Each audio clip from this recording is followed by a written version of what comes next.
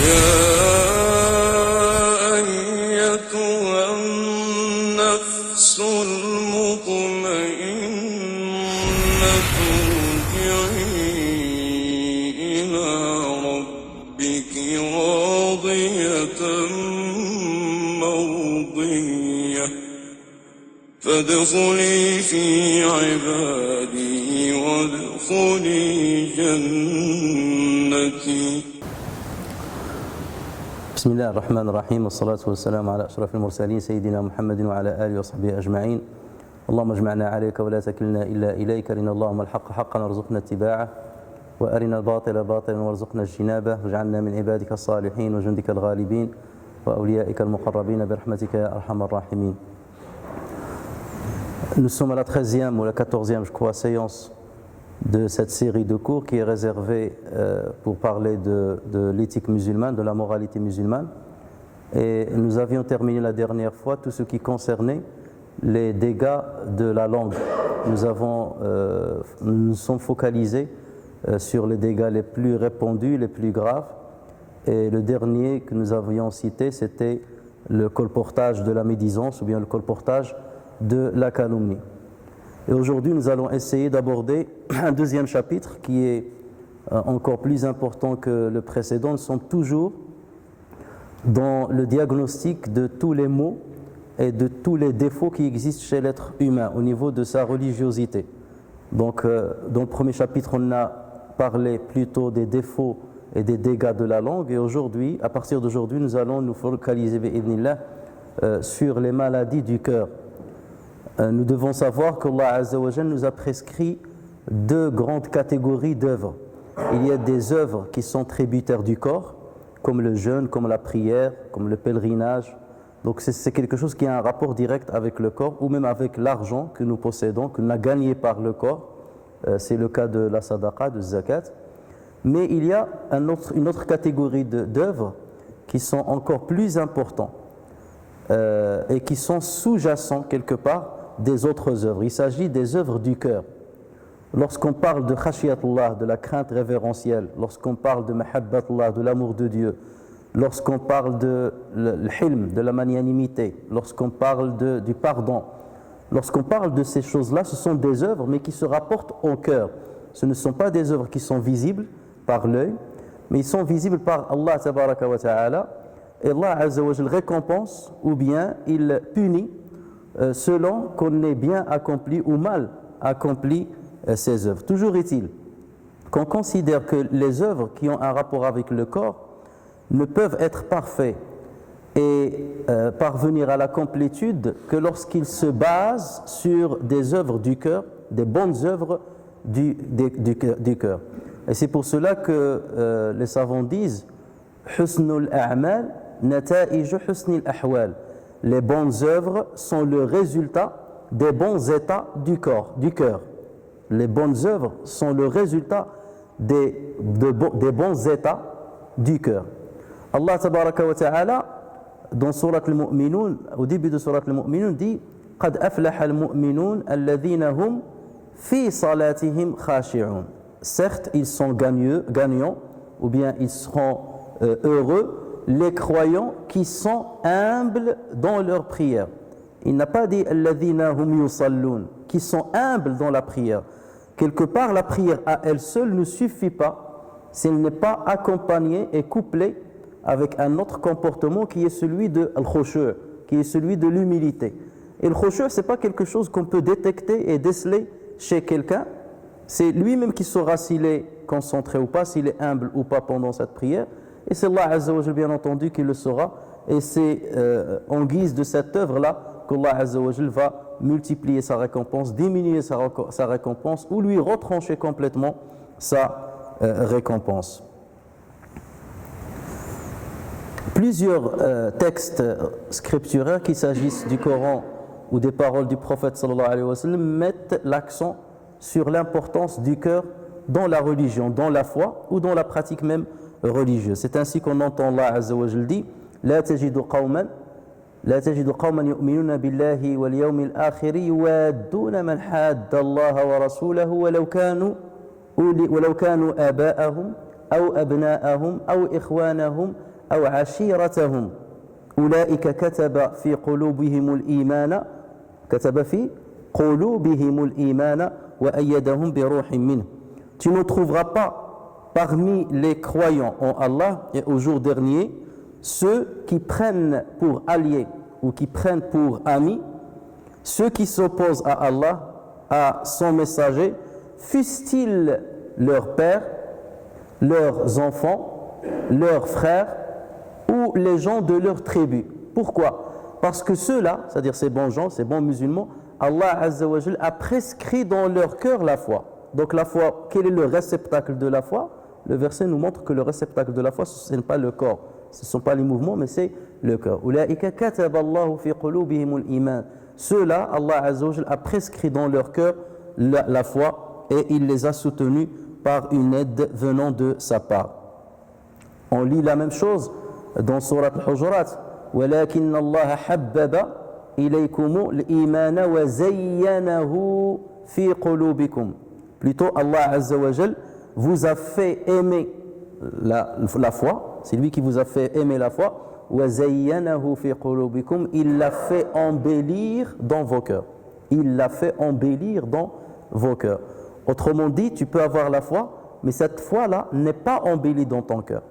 Elle n'a pas atteint le summum, elle n'est pas bien enracinée dans ton cœur pour qu'elle puisse fructifier et donner une bonne pratique religieuse. Et c'est pour cela, dans la même sourate, Allah Azza wa Jal parle des Bédouins qui qalatil a'rabu amanna. Les Bédouins ont dit nous avons cru.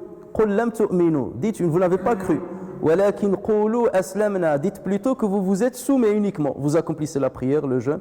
Vous vous êtes soumis quelque part à l'observance religieuse cultuelle.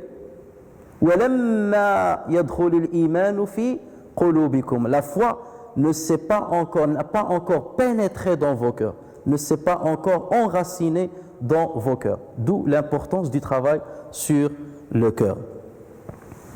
Allah Azza wa Jal dans Surat Al-Imran, en parlant des croyants suite aux épreuves qu'ils ont subies lors de certaines batailles, Allah Azza wa Jal leur dit وَلِيَبْتَلِيَ اللَّهُ مَا فِي صُدُورِكُمْ وَيُمَحِّصَ مَا فِي قُلُوبِكُمْ.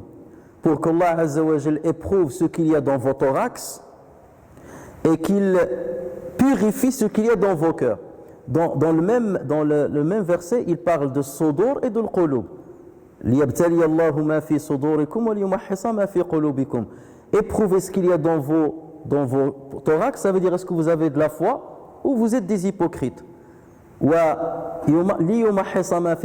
Pour purifier ce que vous avez dans vos cœurs, ça veut dire vous avez la foi. Là il s'adresse plutôt aux musulmans, vous avez la foi, mais il y a encore une peur, il y a encore une crainte, il n'y a pas cette prédisposition à offrir sa vie pour Allah Azza wa Jal et pour la cause de Allah Azza wa Jal. Donc c'est pour cela qu'Allah Azza wa Jal va raffermir encore plus cette foi dans vos cœurs afin que vous puissiez accomplir ce grand effort.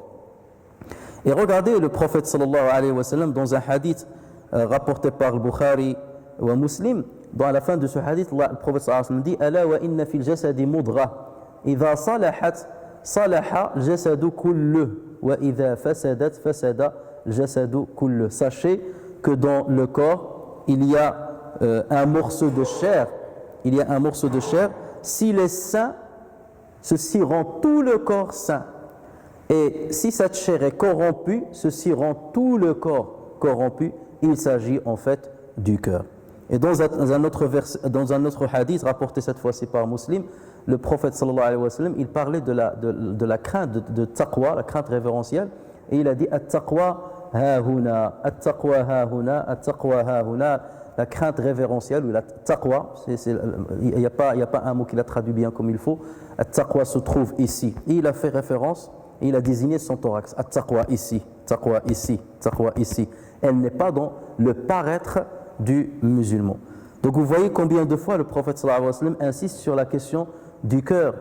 Et dans ses invocations, le prophète sallallahu alayhi wa sallam insistait justement sur cette question du cœur lorsqu'il dit Ya muqallib al-qulubi wal-absar thabbit qalbi ala dinik. Ô toi qui as fermé les cœurs et l'absar, c'est le pluriel de l'basira, ça veut dire c'est la vision du cœur.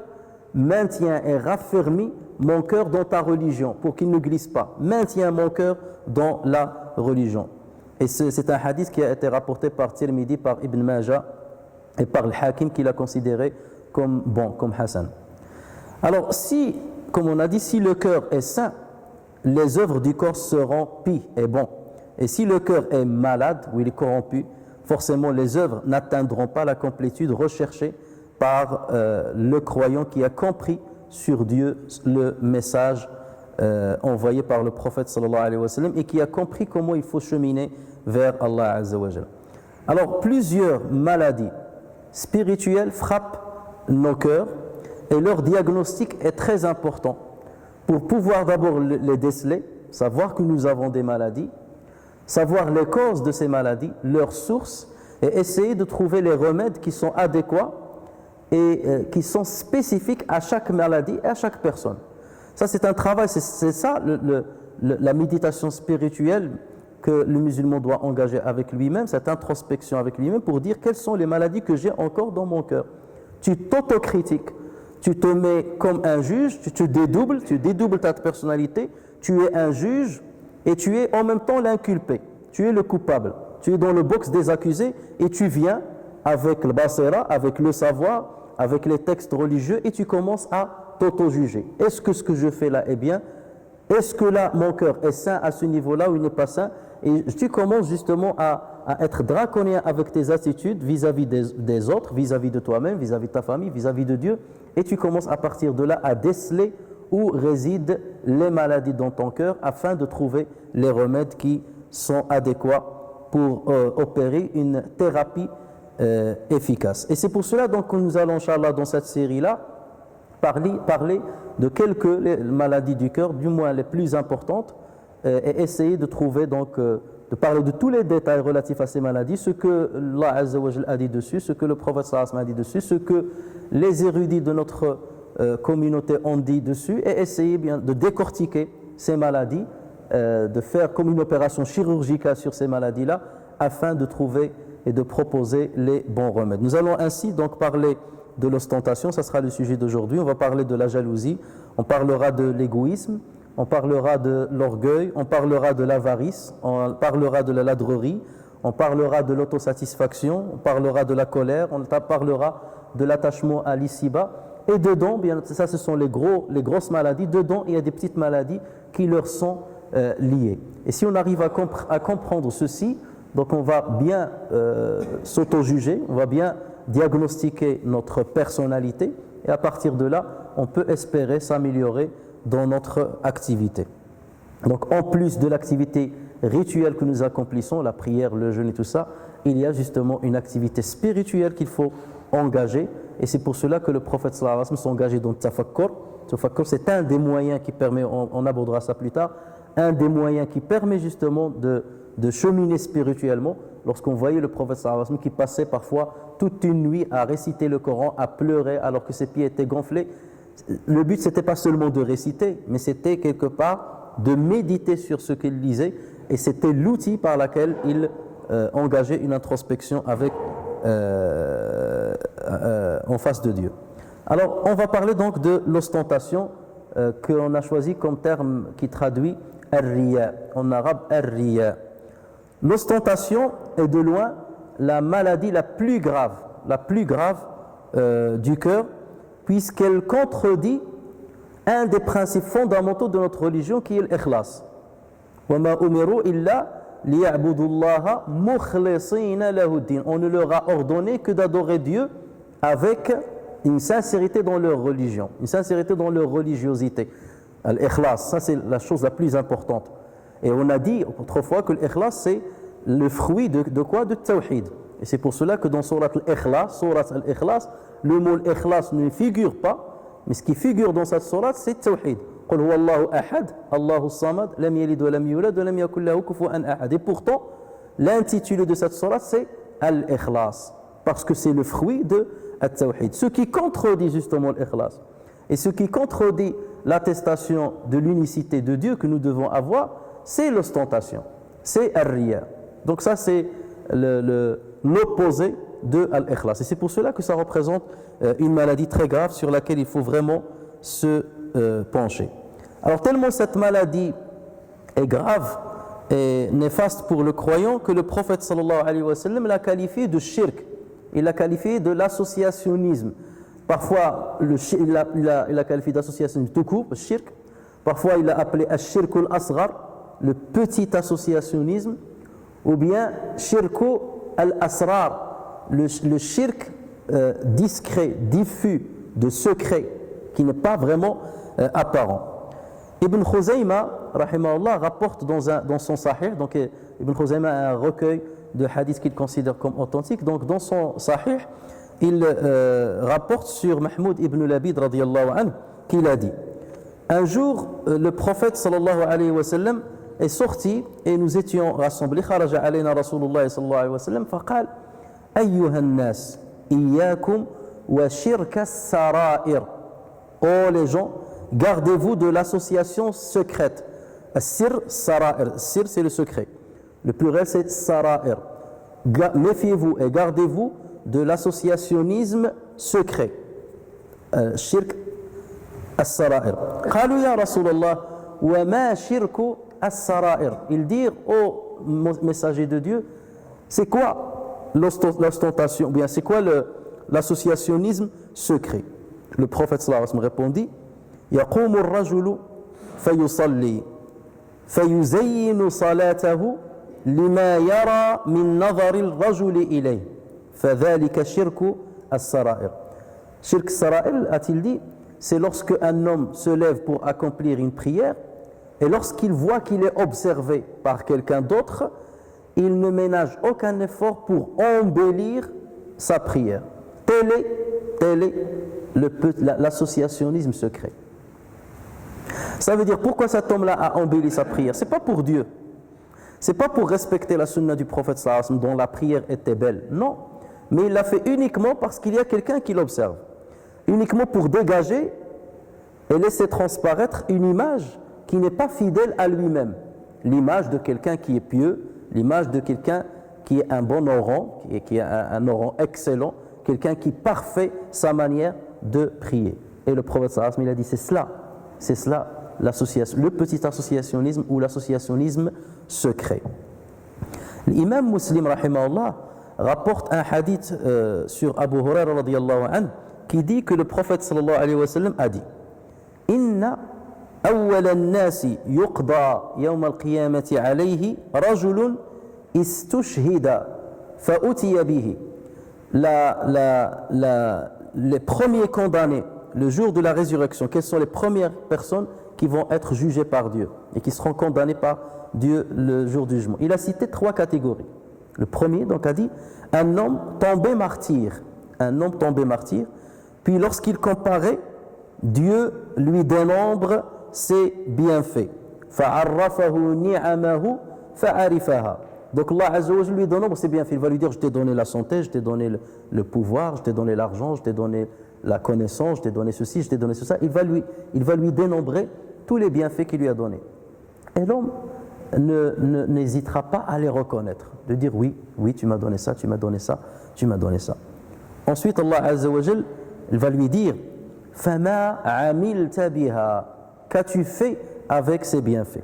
Et l'homme, parce qu'il est mort martyr, il va croire que cet acte-là héroïque qu'il a accompli va le sauver. Donc il va dire قَاتَلْتُ فِيكَ حَتَّى اسْتُشْهِدْتَ. J'ai combattu dans ton sentier jusqu'à ce que je suis tombé martyr. Et nous savons le degré qu'Allah Azza wa Jalla apprête à celui qui tombe martyr, mais fi sabilillah. C'est ça la phrase qui est importante. Le but, c'est pas de tomber dans un combat qui est considéré comme du jihad, non, c'est fi sabilillah. Donc lui, il va lui dire, j'ai combattu jusqu'à ce que je suis tombé martyr fi sabilillah. Et là, Allah Azza wa Jalla va lui dire, qala kadhabt. Tu es un menteur, tu as menti, lui dira Allah Azza wa Jalla. Kadhabt. Le hadith est authentique. Qala kadhabt, walakinnaka qatalta liyuqala jirri. Mais plutôt, tu as combattu pour qu'on dise que tu es brave, que tu es courageux, que tu es brave. Et ça a été dit. Waqad qil. Et ça a été dit. Autrement dit, cette personne-là, c'est parce que la masse est allée combattre, donc il est allé avec eux. c'est parce qu'il se considère comme courageux, comme fort, comme musclé, comme n'ayant pas peur, comme quelqu'un de brave. Donc il a suivi la masse, mais il n'a jamais réfléchi à ce qu'il est en train de faire. Est-ce que c'est vraiment fi sabilillah? Est-ce que c'est vraiment pour élever le nom de Dieu? Est-ce que c'est vraiment pour rendre service à la communauté musulmane? Est-ce que c'est pour vraiment rendre service à l'islam et aux musulmans? Ou c'est pour casser l'islam d'un autre côté ou bien casser les musulmans de l'autre côté? Il n'a pas engagé une réflexion approfondie dans ce qu'il fait. Ce qu'il a fait. Il a suivi la masse par courage, par bravoure. Et donc là, je vais lui dire, ben, ça a été dit. Tu as combattu pour ceci, pour cette phrase, pour qu'on te fasse cet éloge. Et on te l'a fait. ثم أمر به فسحب على وجهه حتى ألقي في النار. Ensuite, Allah Azza wa Jal ordonne à ce qu'on le traîne sur son visage jusqu'à ce qu'on le jettera dans l'enfer. Telle est la première catégorie. La deuxième catégorie, وَرَجُلٌ تَعَلَّمَ الْعِلْمَ وَعَلَّمَهُ وَقَرَأَ الْقُرْآنَ. La deuxième catégorie, c'est celle d'un homme qui a appris le savoir et qui l'a enseigné et qui a appris le Coran et qui l'a psalmodié. D'accord? Donc, dans l'apparence, il a fait que du bien. فَأُتِيَ بِهِ فَعَرَّفَهُ نِعَمَهُ فَعَرِفَهَا. Donc, on l'a ramené devant Allah Azza wa Jal. Il lui a dénombré les bienfaits qu'il lui a donnés. Il les a tout de suite reconnus. Ensuite, Allah Azza wa Jal lui dit فَمَا عَمِلْتَ بِهَا. Qu'as-tu fait avec ces bienfaits? قال تعلمت العلم وعلمته وقرأت فيك القرآن. Il lui dit, qu'as-tu fait avec ces bienfaits? Il a dit, ben, j'ai appris le savoir, je l'ai enseigné et j'ai appris le Coran et je l'ai psalmodié pour toi. Et là, Allah Azza wa Jal va lui dire, كذبت, tu as menti, ولكنك تعلمت ليقال عالم وقرأت القرآن ليقال قارئ. Tu as appris le savoir pour qu'on dise que tu es un savant et tu as lu ou appris le Coran pour qu'on dise que tu es un lecteur, un psalmodieur, quelqu'un qui a une belle voix, quelqu'un qui maîtrise le Coran. وَقَدْ قِيلَ. Et ça a été dit. Ensuite, Allah Azza wa Jal ordonna à ce qu'on le traîne sur son visage jusqu'à ce qu'on le jette dans le feu. Quelqu'un qui a appris le savoir, qui l'a enseigné, qui a appris et qui a lu le Coran. La troisième catégorie, a dit le prophète sallallahu alayhi wa sallam, رَجُلٌ وَسَّعَ اللَّهُ عَلَيْهِ وَأَعْطَاهُ مِنْ أَصْنَافِ الْمَالِ كُلِّهِ. Un homme que Dieu a gratifié d'une opulence et d'une variété de biens.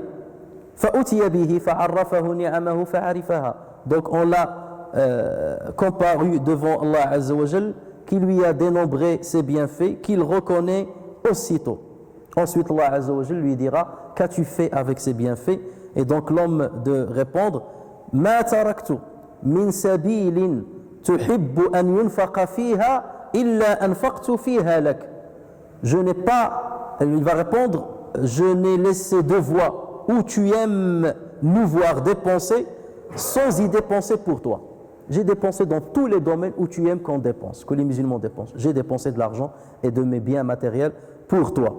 Mensonge, lui dira Allah Azza wa Jal. Tu as plutôt dépensé afin qu'il soit dit tu es généreux. Et ça a été dit. Les gens ont dit que tu étais généreux. Et sur un ordre, l'homme sera traîné sur le visage vers le feu où il sera jeté.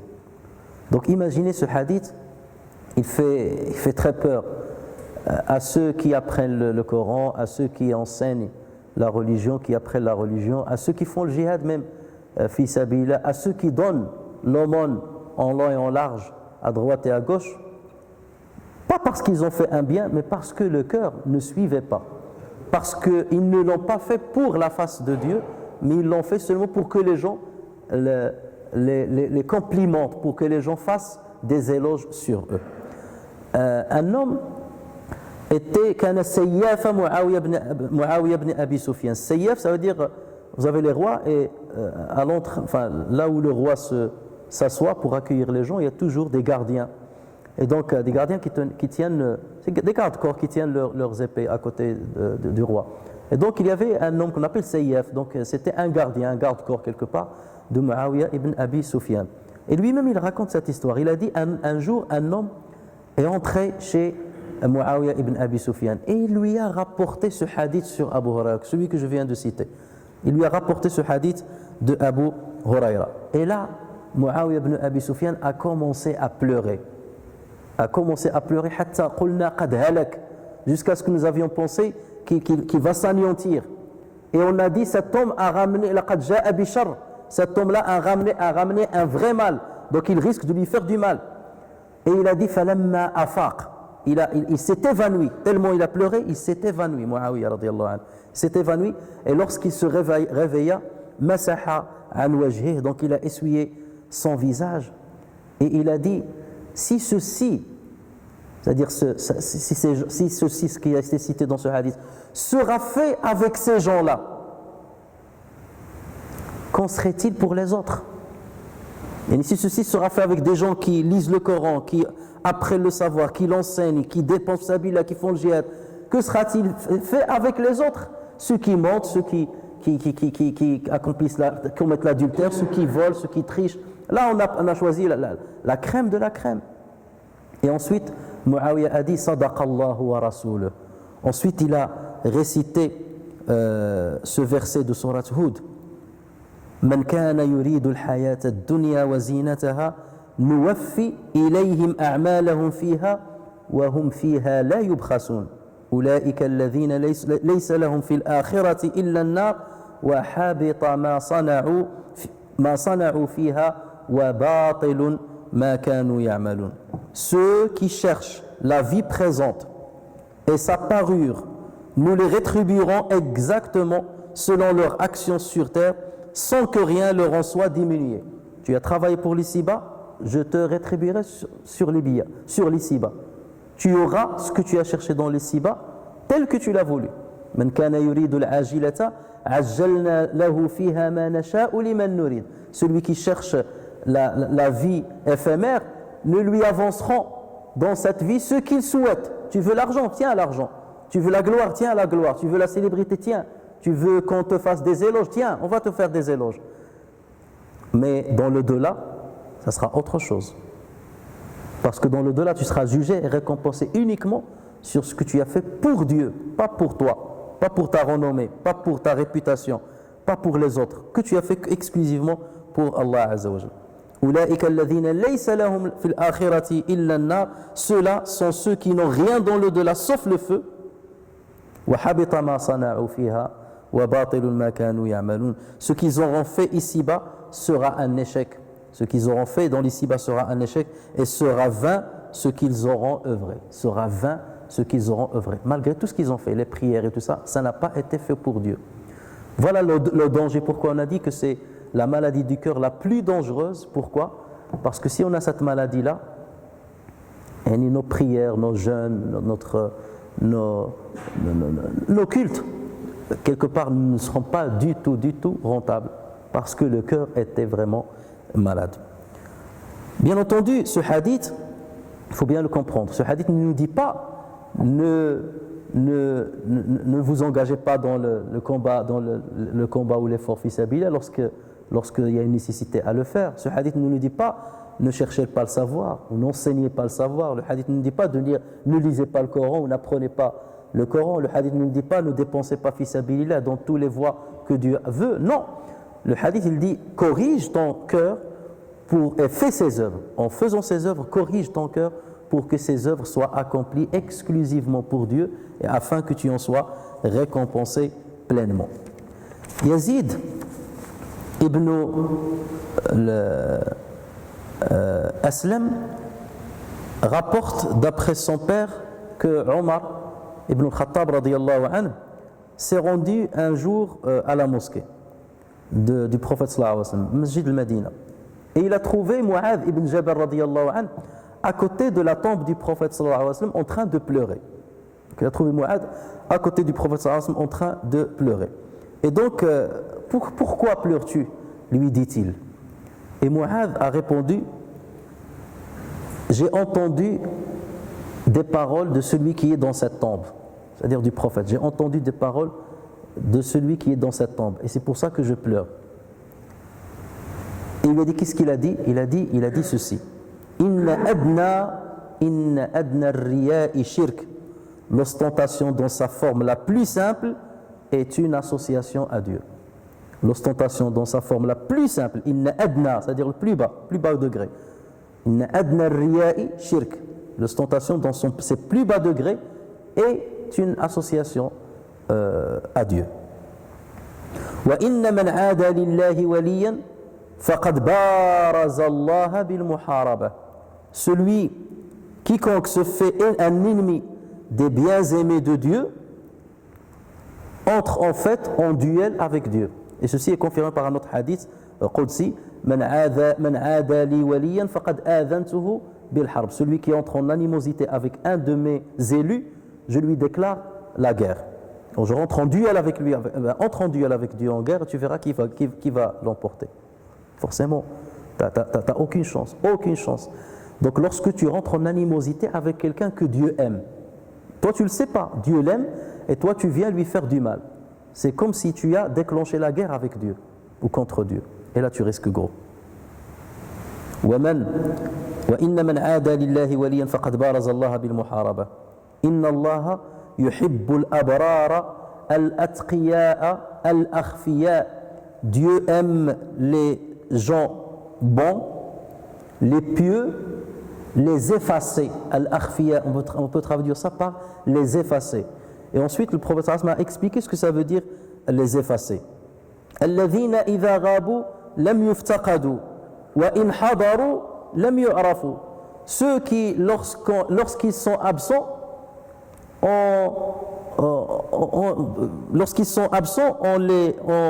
ils ne nous manquent pas. Ils ne nous manquent pas. Lorsqu'ils sont absents, ils ne nous manquent pas. Parce que peut-être que dans nos cœurs, ils n'ont pas de place. وَإِذَا حَضَرُوا لَمْ يُعْرَفُوا. Et lorsqu'ils sont présents, on ne rend pas compte de leur présence. Donc lorsqu'ils sont présents, ils sont inconnus quelque part. On ne se rend même pas compte qu'ils sont présents. Ça veut dire que c'est des gens qui sont pas, à qui on n'est pas forcément liés, qui sont très apparents. C'est des gens qui aiment l'ombre, qui n'aiment pas être sous les feux des projecteurs. Ensuite, le prophète sallallahu alayhi wa sallam a dit قُلُوبُهُمْ مَصَابِيحُ الْهُدَى. Leurs cœurs sont des lanternes de guidance. قُلُوبُهُمْ مَصَابِيحُ الْهُدَى. Leurs cœurs sont des lanternes de guidance. يَخْرُجُونَ مِنْ كُلِّ غَبْرَاءَ مُظْلِمَةٍ. Ils sortiront de toute terre assombrie. Ça veut dire même dans les époques les plus dures comme celle que nous vivons aujourd'hui, ils seront là. Le ghabra, c'est la terre où il y a le ghubar, il y a de la poussière. Mudlima, ça veut dire où il y a énormément de problèmes. Là, bien sûr, ce hadith-là non plus, il ne faut pas le comprendre. Et c'est un hadith qui a été rapporté par Ibn Majah, par le Hakim, qui dit c'est un hadith authentique sans faille. Hadith sahihun duna illah. Un hadith authentique sans faille, dit-il. Donc ce hadith-là nous montre qu'il y a des gens qui ne sont pas célèbres, qui ne cherchent pas la célébrité, à apparaître, mais auprès d'Allah, ils sont bons, ils sont pieux. Et ils n'aiment pas apparaître. Et ceux-là, auprès d'Allah Azza wa Jalla, ils sont très très proches. Ça ne veut pas dire que ça doit pousser le musulman qui a des capacités pour enseigner, pour apprendre aux autres, pour exhorter les autres, de ne pas le faire. Sinon, on n'aura ni imam, ni savant, ni khatib jumu'ah, ni prêcheur, ni rien, parce que toute personne qui va enseigner va être sous les feux de projecteur. Toute personne qui va monter sur le minbar va être sous les feux de projecteur. Toute personne qui va essayer de conseiller va être sous les feux de projecteur. Donc, est-ce qu'on doit suivre ce hadith-là à la lettre? Et même si on a des capacités... Non. Lorsque tu as des capacités et des dons que Allah t'a donné, là, tu dois donner la zakat de ce que Dieu t'a offert. Donc là, tu as un devoir. Mais tu dois t'immuniser. Tu dois t'immuniser pour ne pas justement basculer de l'autre côté. C'est là où il faut toujours rechercher le juste milieu, ne pas céder à l'apparence de ce genre de hadith sous prétexte que je ne veux pas être sous les projecteurs, et de cela, et à partir de là, tu n'accomplis pas un autre devoir qui est l'amr bil ma'ruf wa nahy 'anil munkar, et ne pas non plus s'engager dans l'amr bil ma'ruf wa nahy 'anil munkar alors que je n'ai aucune compétence, aucun savoir, et je me positionne comme ça pour apprendre aux gens, apparaître devant les gens, parce que je cherche justement la célébrité. Il faut un juste milieu selon ce que je suis et ce que j'ai comme bienfait qu'Allah Azza wa Jal a bien voulu me donner. Le mot ar-riya, l'ostentation, il vient du mot ar-ru'ya. Ar-ru'ya, c'est la vision. Ça veut dire quoi donc? Ar-riya, l'ostentation, ça veut dire quelqu'un qui veut qu'on voit ce qu'il fait, qu'on voit le bien qu'il fait. C'est ça, ar-riya. C'est quelqu'un qui veut que les autres, pas que Dieu, que les autres voient bien ce qu'il fait. Le prophète sallallahu alayhi wa sallam a utilisé un autre terme qui est très proche, qui est jumelé à celui-là, c'est at-tasmi'. At-tasmi'. Et tasmi', ça vient du mot l'écoute. As-sama', l'écoute. Et là, c'est quelqu'un qui il a accompli par exemple une œuvre qui n'a pas été aperçue par les gens, et là, il va tout faire pour en parler devant les autres afin qu'ils écoutent et qu'ils entendent ce qu'il a fait en secret ou à un moment où personne ne l'a vu. Donc là, ça s'appelle at-tasmi'. Et le prophète sallallahu alayhi wa sallam dit à propos de ces deux mauvaises maladies: وَمَنْ سَمَّعَ سَمَّعَ اللَّهُ بِهِ وَمَنْ يُرَائِي يُرَائِي اللَّهُ بِهِ. Celui qui aime faire entendre aux autres ce qu'il fait, Allah Azza wa Jalla fera entendre aux autres le mal qu'il fait, ses défauts. Et celui qui veut faire voir aux autres ce qu'il fait, combien Allah Azza wa Jalla leur fera voir ce qu'il fait comme mal. Puisque toujours, al-iqabu min jinsil amal, la punition, elle est toujours de la même espèce, du même genre que l'objectif. Ton objectif, c'était que les gens entendent les biens que tu as fait. Eh ben, Dieu va faire de sorte qu'ils entendront le mal que tu as fait. Tu cherches à ce que les gens voient le bien que tu as fait, Allah Azza wa Jalla va dévoiler le mal aux autres que tu as fait. Même si tu t'es caché, tu l'as fait loin, le mal va venir jusqu'à devant les gens et les gens vont le découvrir.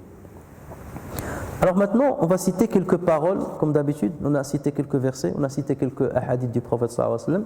Et ça, c'est très important parce que ce qu'on est en train de dire là, ces détails-là, c'est ça le remède. Connaître ces hadiths, ça fait partie du remède. Et ce remède doit être dans ta poche, avec toi. Ces hadiths, ces versets, il faut les connaître. Comme ça, lorsque tu en auras besoin, tu les sors tout de suite pour les utiliser. Parce que c'est eux qui vont opérer une force sur ton âme afin que tu te débarrasses justement de ce mal-là. Quelques récits maintenant de grands érudits, en partant des compagnons et en terminant par des savants. On rapporte que Omar ibn al-Khattab radiyallahu anhu a vu un jour un homme prier en inclinant sa nuque, mais il l'a incliné d'une manière très exagérée. Là, le prophète sallallahu alayhi wa sallam nous a montré que lorsque tu accomplis la prière, il faut s'incliner de sorte, il faut incliner les yeux, il faut baisser les yeux de sorte que tes yeux voient l'endroit où tu vas te prosterner, où tu vas poser ta tête. Voilà le but. Mais tu as des gens, au lieu de baisser le regard, ils baissent la tête. Il fait comme ça. C'est pas le but. C'est pas le but. Le but, c'est ton regard doit se mettre. Tu vas pas mettre comme ça non plus. Donc il y a une position intermédiaire, un juste milieu, où tu es positionné normalement et tu regardes l'endroit où tu vas te prosterner. C'est pas forcément comme ça. Et donc Omar ibn Khattab a vu cet homme-là baisser d'une manière exagérée sa nuque et il lui a dit: Ya sahib al-raqaba, ô toi l'homme à la nuque, Ya sahib al-raqaba, irfa raqabatak, dresse ta nuque, redresse ta nuque, redresse ta nuque. Laysa al-khushu'u fi al-riqab, innama al-khushu'u fi al-qulub. L'humilité ne réside pas dans les nuques, elle réside dans les cœurs. Et elle est dans les cœurs, c'est pas dans les nuques. C'est pas les apparences qui comptent. Ce qui compte, c'est ce qu'il y a à l'intérieur pendant que tu fais ta prière. Ali ibn Abi Talib radiyallahu anhu a dit: Lil mura'i thalathu alamat.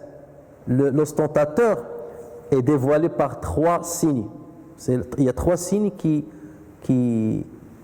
trompent un ostentateur, qui démontrent que c'est un ostentateur. Lil mura'i thalathu alamat. Yaksalu idha kana wahdah. Il est feignant lorsqu'il est seul. Lorsqu'il est seul chez lui, la prière à la fin, jusqu'à ce qu'il ne reste plus de temps, il fait la prière. Il ne va pas la faire à l'heure. Lorsqu'il fait la prière rapidement, lorsqu'il est chez lui, il dort, il ne se réveille même pas le gel ou quelque chose comme ça. Parce qu'il est seul, personne ne va le juger. Yaksal. Donc il est feignant lorsqu'il est seul. Ça, c'est un signe. وَيَنْشَطُ إِذَا كَانَ فِي النَّاسِ. lorsqu'il est en public, lorsqu'il est en communauté, lorsqu'il est avec des gens, il s'active. Tu le vois, il multiplie les bonnes œuvres, il est actif. C'est pas pareil que lorsqu'il est seul. Sa prière en étant seul n'est pas pareille à sa prière lorsqu'il est avec des gens. Pourquoi? Parce qu'il y a les gens. Il y a les gens. Alors que s'il le faisait pour Dieu, Dieu est chez toi et il est avec les gens. D'accord? Il est avec vous là où vous êtes, par son savoir. Donc, tu dois avoir la même attitude que tu sois seul ou en public. وَيَزِيدُ فِي الْعَمَلِ إِذَا أُثْنِيَ عَلَيْهِ وَيُنْقِصُهُ إِذَا ذُمَّ. Il multiplie les bonnes œuvres lorsqu'on lui fait des éloges et il les diminue lorsqu'on le critique. Lorsqu'il entend les gens le complimenter, il s'active, il multiplie, il bouge tout le temps, tu dis Masha'Allah, il bouge bien. Et plus il entend ça, plus il bouge. Mais lorsque les gens commencent à le critiquer, et parce qu'à un moment ou à un autre, Allah Azza wa Jalla t'éprouve par les critiques des gens, par des gens qui te veulent du mal, qui t'assaillent de tous les côtés et tout cela. Et c'est là où Allah Azza wa Jalla va te tester. Est-ce que tu vas continuer à travailler? Parce que si tu travailles pour Dieu, tu dois continuer à travailler. Si tu travailles pour les gens maintenant ils te critiquent, tu vas arrêter. Et c'est pour cela que le Fudayl ibn Iyad radiyallahu anhu il dit Al-amalu min ajli an-nas shirk. Travailler et œuvrer pour les gens, c'est de l'associationnisme. Wa tarku al-amali bi sabab an-nas riya. Et le fait de délaisser les bonnes œuvres à cause des gens, les gens ils ne méritent pas que je leur fasse du bien. À cause de ces gens-là, je ne vais plus faire ça. Parce qu'il a fait ça, je ne viendrai plus à la mosquée. Parce que ceci, je ne ferai plus cela. Tarkul amali bisababin nas, min ajlin nas, riya. Ça, c'est de l'ostentation. Ça dénote que tu étais ostentateur et que tu travaillais uniquement pour les gens. Donc, vous voyez ces trois signes. La fainéantise lorsqu'il est seul, l'activité soutenue lorsqu'il est en public, la multiplication de l'effort lorsque les gens lui font des éloges et en même temps, la diminution de l'œuvre ou de la ferveur lorsqu'il est injurié par les gens. Al-Hassan al-Basri, qui est un grand tabi'i, on l'a dit, souvent on va revenir à la parole de Hassan al-Basri, on a dit que sa mère était une servante auprès de Salama radiyallahu anha. Et Salama, lorsque la mère de Hassan al-Basri partait pour chercher des affaires à Salama et qu'il commençait à pleurer, il était encore petit, Salama lui donnait à téter, même s'il n'avait pas de lait, il lui donnait à téter pour le calmer. Et les savants, les sahaba faisaient des du'a pour lui, comme Omar ibn Khattab. Et c'est pour ça qu'ils ont dit, c'est comme ça qu'il est devenu. Dès que Raba'at, c'est l'allaitement qu'il a fait à Salama, l'épouse du prophète sallallahu alayhi wa sallam, c'est pour ça qu'il est devenu ce qu'il est devenu, un grand homme, comme on n'a jamais vu à son époque. Et donc, le Hassan al-Basri dit cette belle phrase. Il dit Al-Mura'i yuridu an yaghliba qadar Allah. L'ostentateur cherche à triompher du destin de Dieu. Il veut aller contre le destin de Dieu ou bien montrer l'inverse du destin de Dieu. Al-Mura'i yuridu an yaghliba qadar Allah. L'ostentateur cherche à triompher du destin de Dieu. Wa huwa rajulu su' yuridu an yaqula an-nas huwa rajulun salih. Alors qu'il est un homme mal, un homme mauvais, il veut que les gens disent c'est un homme bon. Il veut que les gens disent c'est un homme bon. Wa kayfa yaqulun wa qad halla min rabbih mahall al-ardiyya. Comment veut-il qu'ils disent de lui qu'il est bon alors qu'auprès d'Allah Azza wa Jal, il est dans les plus bas degrés. L'ardiyya a déjà rada, les plus bas degrés. Donc auprès d'Allah Azza wa Jal, l'homme hada, il est dans les plus bas degrés auprès de Dieu. Ça fait, il est au plus bas degré. Dieu il dit celui-là, il est au plus bas degré, cet homme-là, avec l'ostentation. Ou lui, qu'est-ce qu'il veut? Il veut montrer l'inverse de ce qu'il est auprès de Dieu, en poussant les gens à dire qu'il est bien. Mais tu veux tromper qui? Tu veux tromper qui? Donc là, c'est comme si tu es en train de combattre ce que Dieu a prescrit. Dieu a prescrit ce que tu es réellement. Il a prescrit que tu es un ostentateur et tu es dans les plus bas degrés à cause de ce que tu es réellement. Et toi, tu veux montrer l'inverse de ce que Dieu a écrit. Donc c'est comme si tu combats le qadar Allah Azza wa Jal. Et ensuite il a dit فَلَا بُدَّ لِقُلُوبِ الْمُؤْمِنِينَ أَن تَعْرِفَهُ.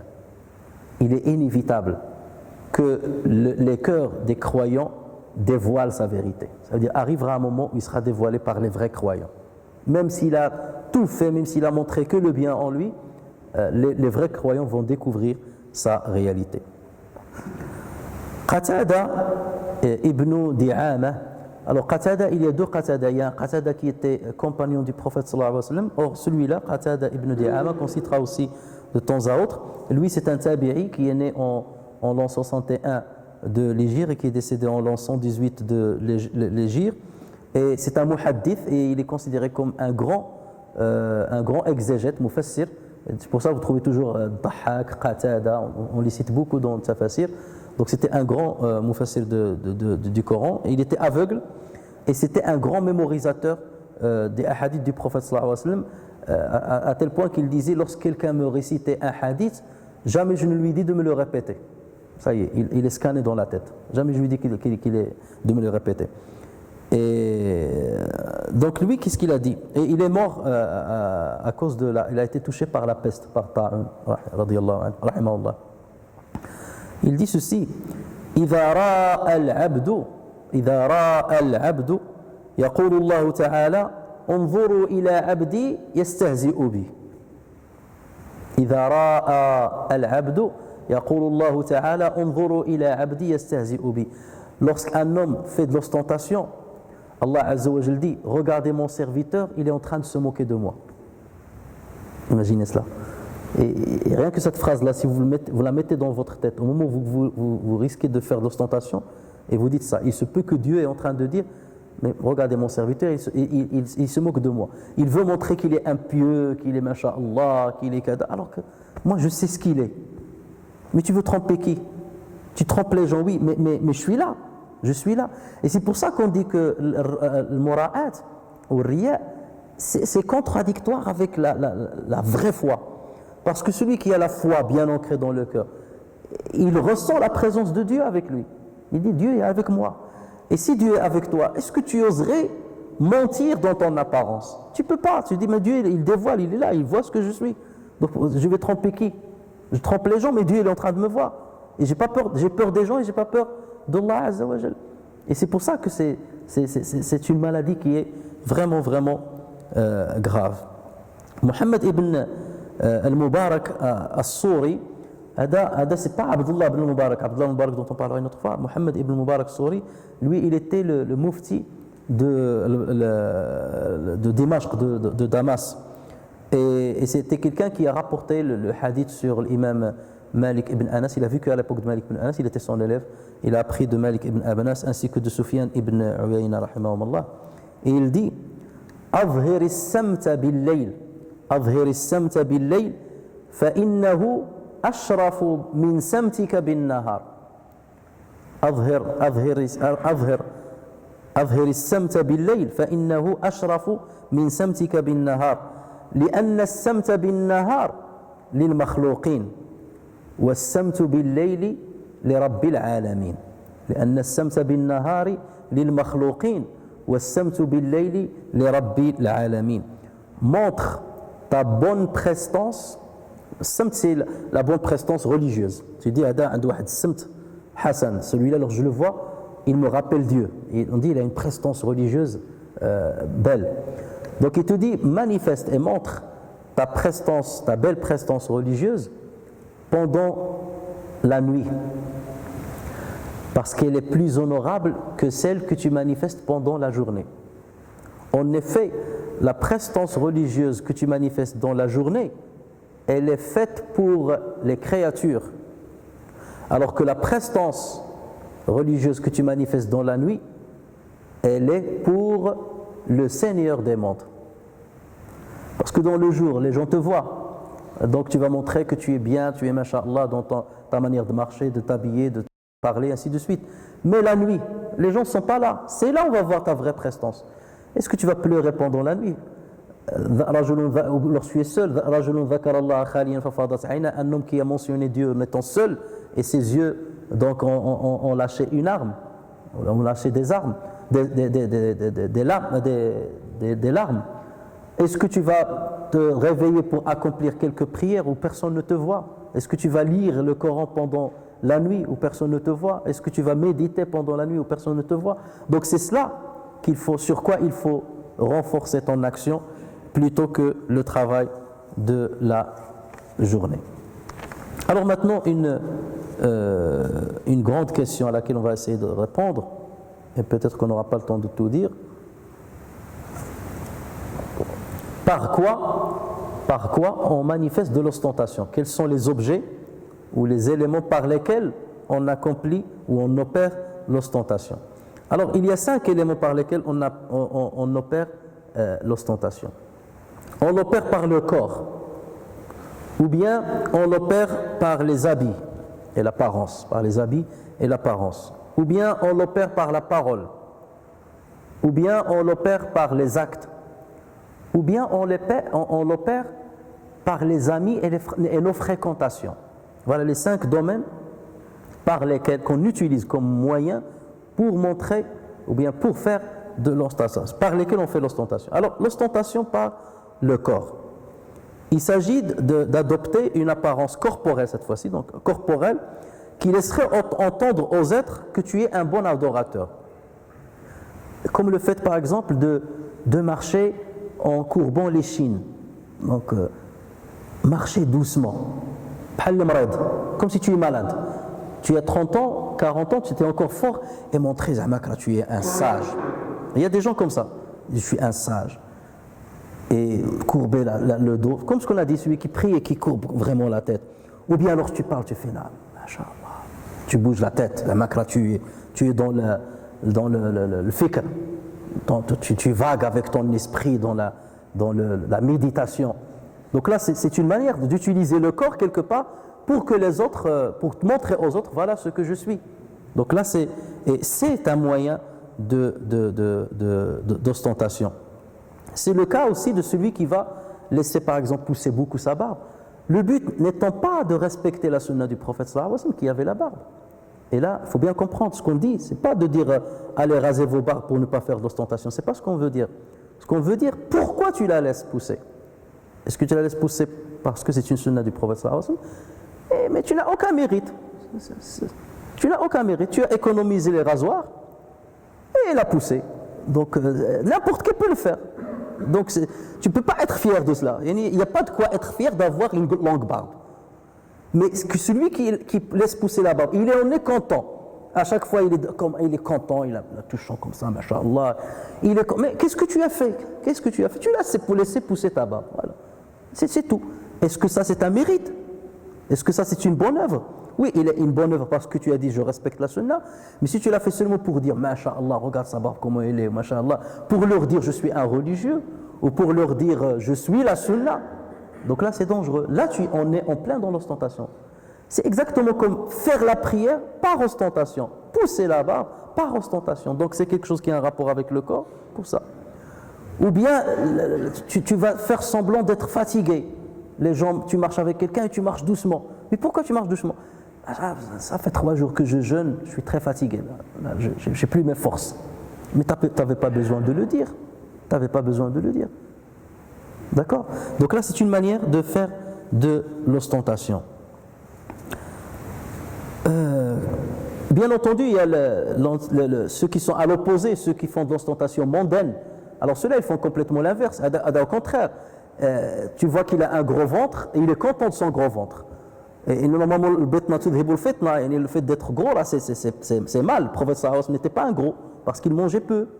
Mais on trouve l'inverse. Quelqu'un qui est comme ça avec son ventre, masha'Allah, il est content de l'inverse. Ils font de l'ostentation d'une autre manière. C'est l'opposé de ceux qui font l'ostentation avec quelque chose qui relève de la religion. D'accord? Vous voyez la différence? Celui qui veut montrer qu'il est un bon religieux, lui, il va courber l'échine. Alors que celui qui a un rapport avec le monde ici, l'inverse, il va bomber le thorax. C'est l'inverse, il va marcher dressé avec le thorax bombé. Parce que lui, ce n'est pas la religion qui l'intéresse, là c'est un autre monde. Regarde, je suis très fort. Donc vous voyez, mais toujours est-il qu'on utilise le même moyen qui est le corps pour faire de l'ostentation ou pour plaire aux autres ou laisser apparaître ce qu'on n'est pas réellement. Deuxième élément par lequel on fait l'ostentation, c'est les habits et les apparences. À l'époque du prophète sallallahu alayhi wa sallam, il était difficile de distinguer un musulman d'un polythéiste au niveau des habits. Tout le monde mettait l'amama, le turban, soit on avait l'izar, donc une étoffe en bas, ou le rida, une étoffe en haut. Tout le monde était comme ça. Abu Lahab, comme Hamza, comme tout le monde.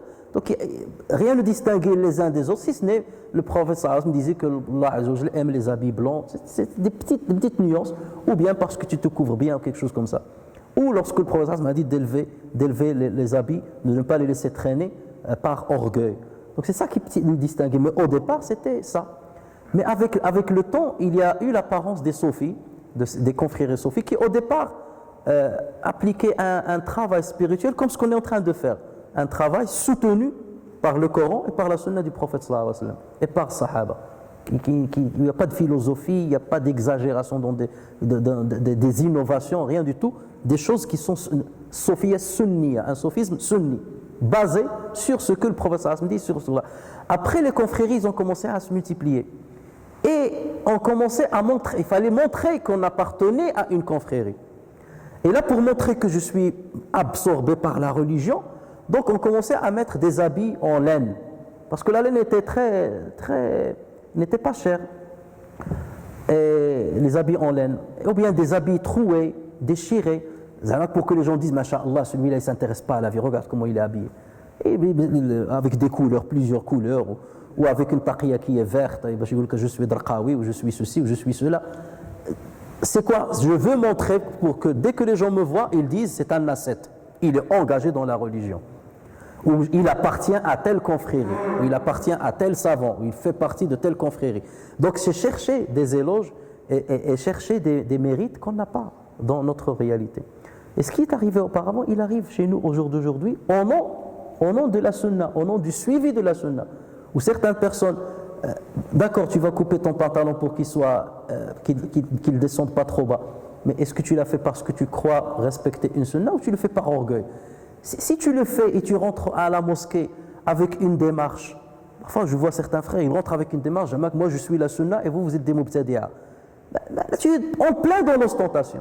Valait mieux laisser traîner tes vêtements, c'est mieux que d'adopter cette attitude. Parce que le prophète, lorsqu'il a dit de ne pas laisser traîner les habits, pourquoi? C'est parce que c'était une marque d'orgueil à cette époque-là.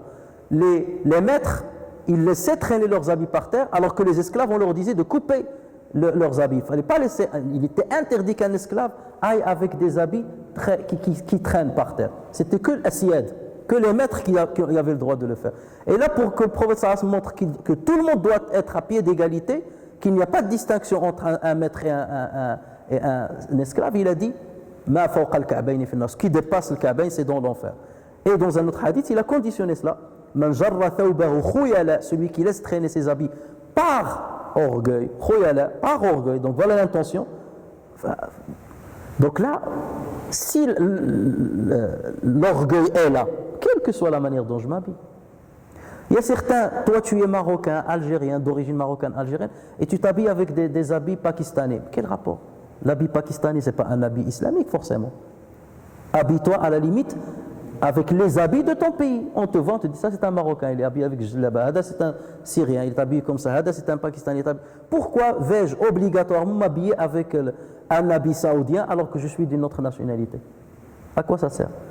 Pour dire, ah masha'Allah, il est dans la religion, c'est des habits, un habit de religion. Il n'y a pas d'habit de religion, il n'y en a pas normalement. Ou bien s'habiller avec des habits qui, dans les coutumes des musulmans, sont réservés à des savants. Vous savez par exemple, les gens qui ont étudié à l'Azhar, ils ont un habit qui leur est spécifique. La même, donc toujours un tarbouche rouge, entouré avec un turban blanc. Ça, lorsque tu vois quelqu'un avec cet habit, avec l'habit là, tu dis, celui-là, il a étudié à l'Azhar. C'est un savant de l'Azhar. C'est un savant de l'Azhar. Au jour d'aujourd'hui, il y a des gens qui s'habillent de cette manière-là, pour laisser entendre qu'ils sont des savants de l'Azhar ou qu'ils ont étudié à l'Azhar. Ou peut-être qu'il a étudié à l'Azhar pour faire la biologie ou les mathématiques, parce qu'il y a aussi même les sciences profanes à l'Azhar. Il y a plusieurs facultés. Ou il a fait les sciences profanes, l'arabe, et il s'habille avec les habits de ceux des savants religieux, des théologiens, pour laisser apparaître que je suis de l'Azhar. Pourquoi tu fais ça?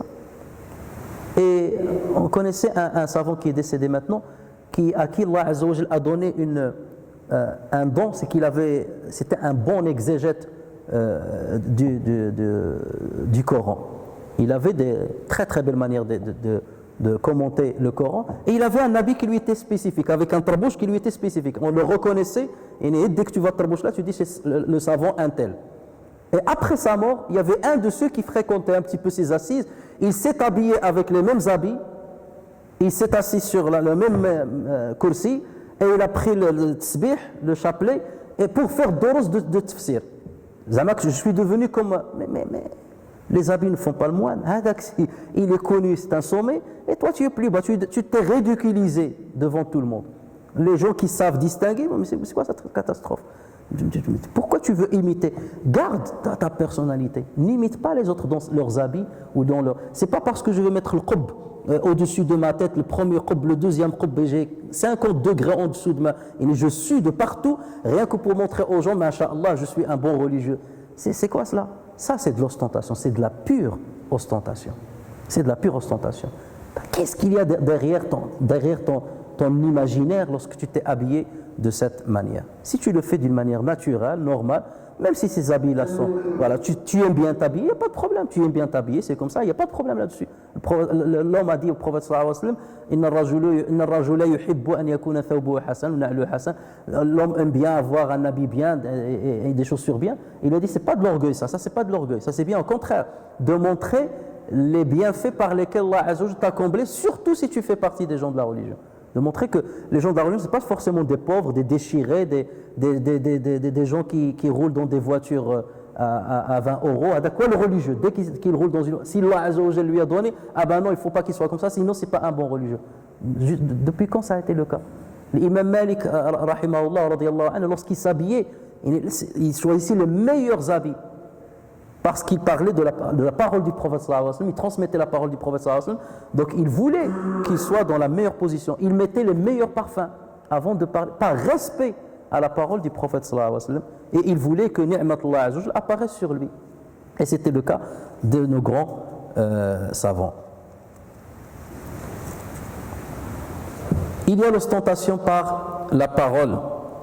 Et là, bien entendu, c'est ceux qui essaient coûte de parler avec éloquence. Il y a ceux qui, l'éloquence, c'est quelque chose qui est naturel dans leur parole. Il commence à parler, il est éloquent. Tellement il a étudié, tellement il a lu, tellement ceci, tellement cela, ça devient quelque chose de fluide, de naturel, il n'a pas besoin de fournir l'effort. Mais il y a ceux qui fournissent l'effort et qui apprennent certaines paroles exprès, qui apprennent certains aphorismes. Dès qu'il te parle, il te sort un aphorisme, hikmah, pour te dire, Zamak, je connais beaucoup d'aphorismes, mais tu n'as pas besoin de tout cela. Ou il va apprendre quelques anecdotes qui n'ont rien à voir avec le vrai savoir. Des anecdotes, si tu les connais, ça ne fait pas de toi un savant. Si tu les ignores, ça ne fait pas de toi un ignorant. Mais il insiste à connaître ces petites anecdotes pour les sortir. À chaque fois qu'il est dans une assise, il va te sortir cette anecdote. Masha'Allah, à telle année est arrivé ceci, à telle année est arrivé cela.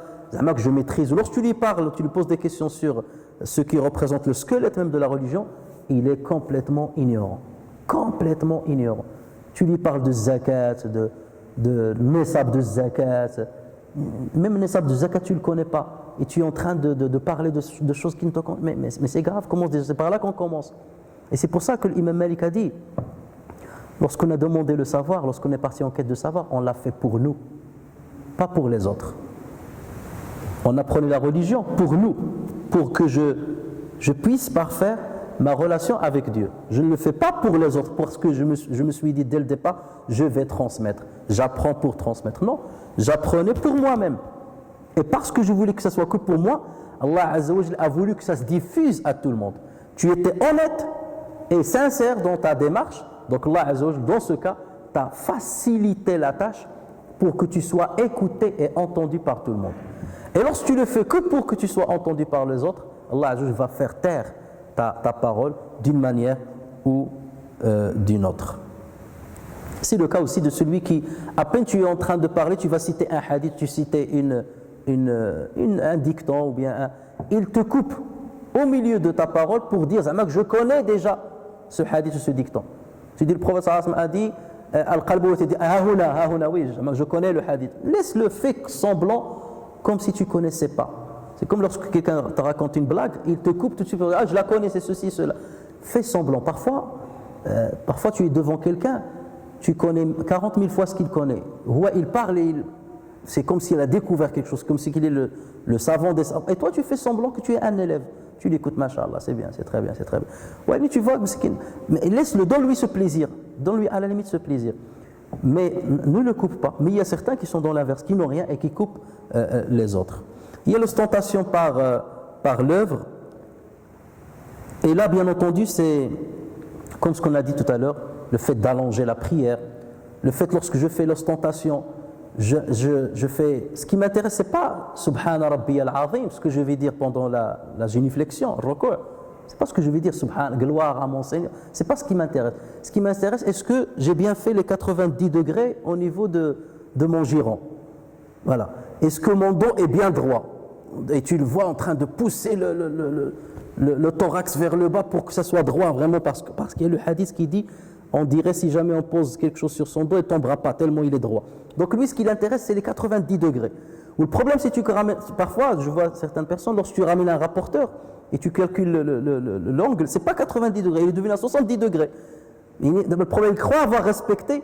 Il lui manque plus rien qu'à lui ramener un miroir ou la prendre en photo et lui dire fais attention là, c'est 70 là, tu n'es pas à 90 degrés. Mais pour lui, c'est ça qui l'intéresse. Ou parfois, lorsqu'ils accomplissent certains gestes dans la prière, tu dis que c'est un robot qui est en train de bouger. Allahu Akbar.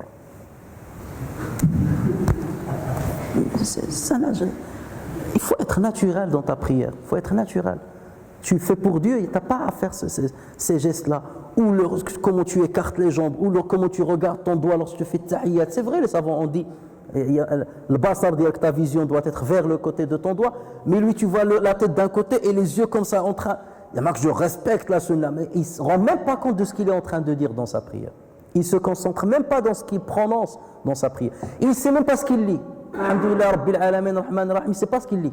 Il ne sait aucun secret de ce qu'il lit. Qul Rabbil Falaq, tu lui dis c'est quoi le Falaq? Allahu A'lam.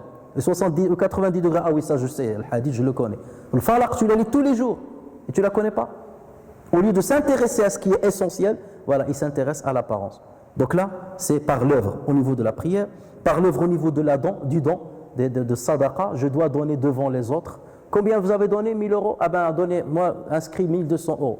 Et il faut que Parfois, il est nécessaire de montrer, ou il est bien de montrer sadaqa. In tubdu sadaqati fa ni'immahi. Alors je la montre pour encourager les autres, c'est bien. Mais que je la fasse seulement pour que les gens disent je suis généreux, là, bien entendu, on est dans l'ostentation. Ou parfois, je commence à dire, moi, j'ai accompli le pèlerinage 20 fois. Une fois, j'ai entendu une personne lui dire, il était en train de se disputer avec quelqu'un, Aminan, se disputer avec lui. Et on lui a dit, Taqillah. Et tu es Aminan, c'est pas l'endroit où tu. Il a dit, Wallah, san khsar ali hajja, ra'andi 20. Par Dieu, j'ai accompli 20 hajja, 20 prosternations, 20 même si je perds une, ça ne m'intéresse pas. Ou qui te dit qu'en faisant ce que tu fais, les 20 disparaissent?